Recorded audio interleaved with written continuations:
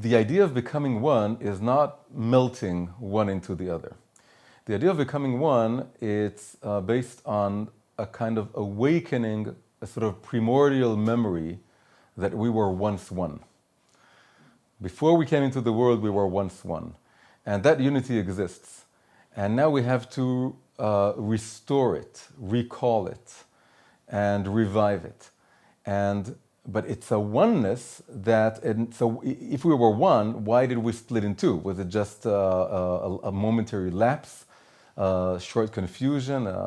It was just to, so that we find it hard to find one another? No, we were split into two so that that when we come together, we can be a whole that's greater than the sum of its parts, meaning those parts are part of the whole. It's a higher order oneness. It's a higher order unity of integrating, sharing, and creating this beautiful organism that couldn't exist before. Before it was a simple unity. Now it's a complicated, multifaceted unity of both of us together. There's a beautiful trio of Hebrew words that I think is very helpful when you think about how relationships can evolve. And it's three simple words. Each one is three letters. The words are yachas, yachad, and echad. So yachas is a relationship, to relate to someone. This is when you're just coming out of my own ego, my own narcissism, my own place that it's just me and that's it. And the first step is relating to someone else, creating this connection. It could sometimes be a negative relationship, but at least it's a relationship. Even if you're fighting, you still have a yachas.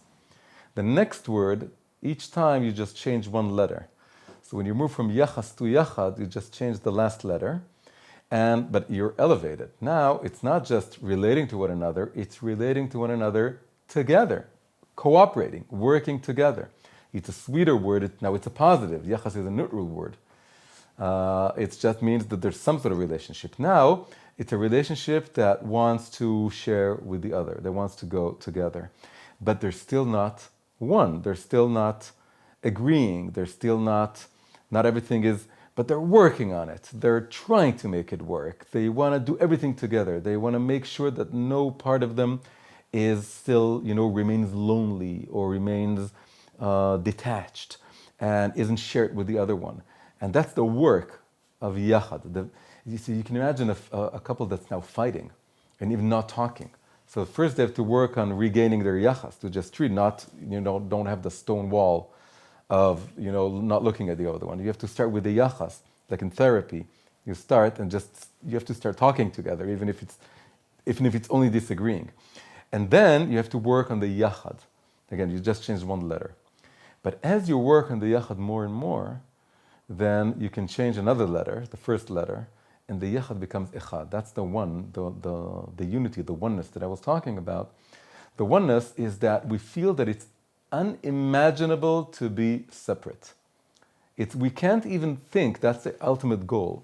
But it says, v'davak beishto, Adam cleaved or clung to Eve, and until, in Hebrew it's the word to glue. When you glue something together, then you can't take it apart. If you take it apart, you break it. You break both sides of it.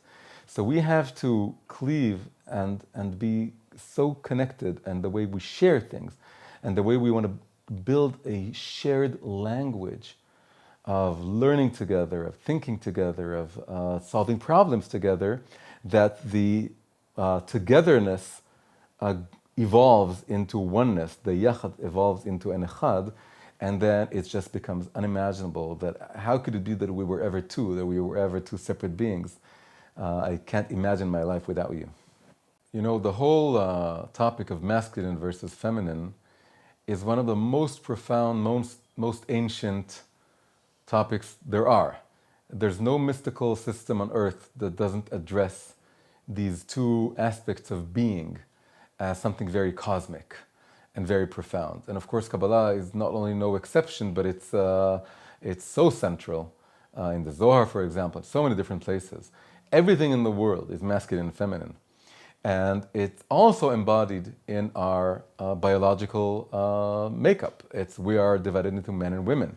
And so this is such an amazing, profound mystery. It's no coincidence that the Holy of Holies, you have the two cherubim, and it's a masculine and feminine, and they're complementing, and this is where the Shekhinah resides. This is where the divine voice is being heard.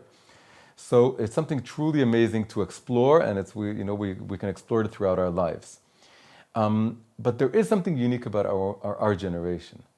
In previous generations, the vision between masculine and feminine was very, very clear-cut and very simple, relatively speaking. And you could be relatively very confident of how men are supposed to behave and how women are supposed to behave. What's happening in our generation, and it can happen in a positive way, it can happen in a negative way, is that the more we're advancing towards redemption, the more there's something called inter-inclusion that's taking place. Inter-inclusion means that now the men they've always had, but now they're more conscious of it, and now they have the opportunity to cultivate it, a feminine side. And women are cultivating a masculine side. Again, it was always there, but it's becoming far more conscious. Inter-inclusion works well when the two sides are very clear about what they are first and foremost. We're embodied beings, and it's a holistic worldview. We're embodied in either male or female body. But on the soul level, there's this inter-inclusion that's also working. If you don't have that separation, the inter-inclusion becomes a kind of confusion. It becomes a kind of intermingling of properties, and then you have so many things that we all know that are happening today. This whole gender bender confusion that is simply a part of forgetting just how embodied we are and how meaningful that is. So what does that tell us about men and women? It tells us, and we've seen this in Judaism all along. We see that there's two levels. There's a level of connecting to your own gender and your own purpose, and halacha gives us different roles and different aspects, and it has to do, again, with masculinity. It has to do with being what we call the mashpia, or the giver. That is, you come to the world from a point of view of how things should be, even if they're not the way they are. And you have a vision, you have the Torah behind you, and you're trying to give it to the world. And if you're a woman, it's more a mekabel, a receiver, which really means that you identify with things as they are. You have a feel and empathy for what is, not what should be, and that's where you're coming from. It's not that women don't have much to give. They have a lot to give, but what they give is the perspective of the way things really are, and let's move from where they are, not where they should be. And then the empathy is bigger. But that said, we've seen throughout the history of Judaism that women had a lot of power to influence the world, to go out, to be leaders. We've seen this in the women of the Bible so much. We've seen this throughout history. At men, we never had the macho ideal of someone who is, coarse and detached and sort of without emotions. The Jewish sages, they cry, they weep. Yosef cried.